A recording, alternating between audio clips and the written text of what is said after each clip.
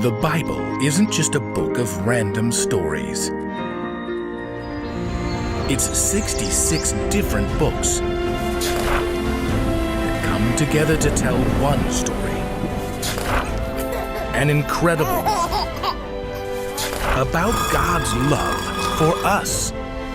And now for an amazing story inspired by the book of 1 Samuel, chapter 25, verses 1 to 35. Before David became king of Israel, he and his men often lived in the wilderness to hide from King Saul. One season, they camped near the sheep herds of a wealthy man named Nabal. It was dangerous, lonely country, and Nabal's shepherds were often attacked by ruffians and thieves. But David and his men stood guard to protect the sheep and the shepherds. You fellas are the best. Hey, I was a shepherd myself. I know what it's like. Getting ready to shear these here sheep. Nabal's throwing a big feast afterward. My men could sure use some good food. David called 10 of his men and sent them to Nabal. Greet him and say, David says, may things go well with you. We've protected your sheep and servants, so please be kind and share your feast with us. David's men hurried to Nabal's home and discovered him lounging in a comfy chair and eating grapes as preparations for the feast swirled around him. He studied them with narrowed eyes as they delivered their message.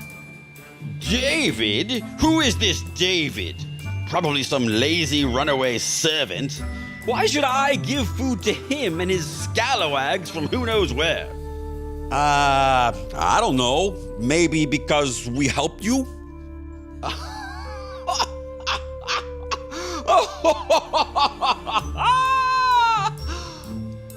No. David's men returned to camp, and they told David exactly what Nabal had said.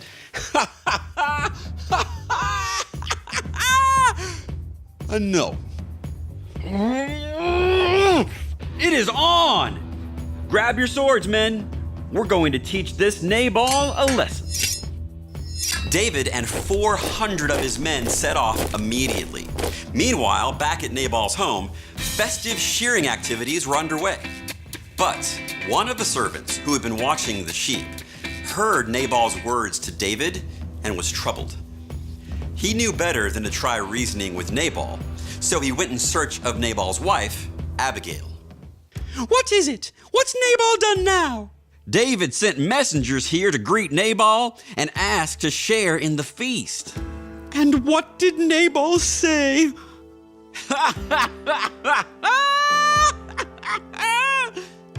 No. No? David's men were very good to us. They kept us safe. But Nabal just shouted at him. Horrible trouble is coming unless you can do something. Bring out all the donkeys and meet me in the storeroom. Together with her servants, Abigail chose supplies and loaded up the donkeys. 200 loaves of bread and a bushel of grain. Check. 5 sheep. Check. 100 raisin cakes and 200 cakes of pressed figs.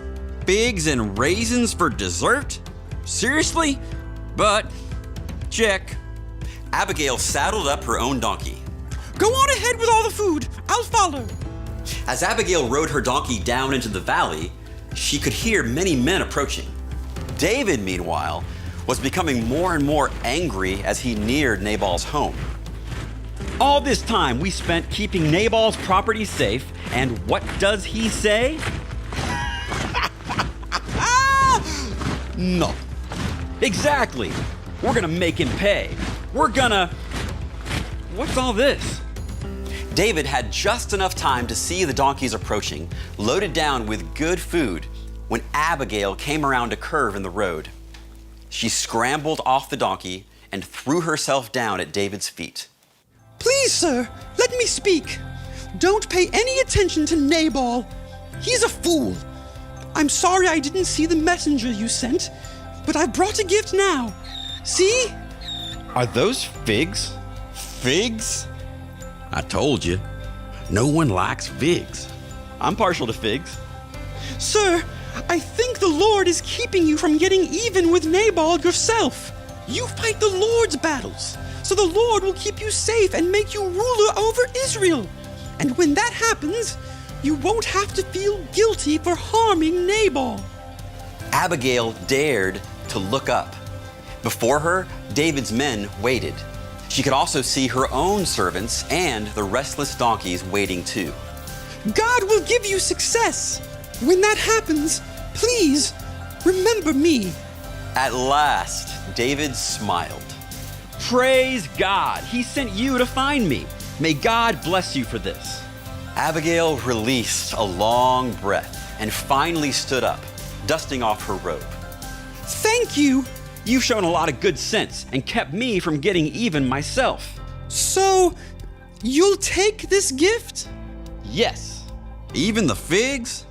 especially the figs. Go home in peace. I have heard you, and I'll do what you've asked.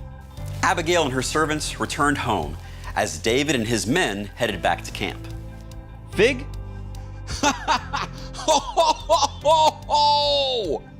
No. Because Abigail had acted quickly to make peace, she and her entire household were saved, and David was kept from acting out in anger.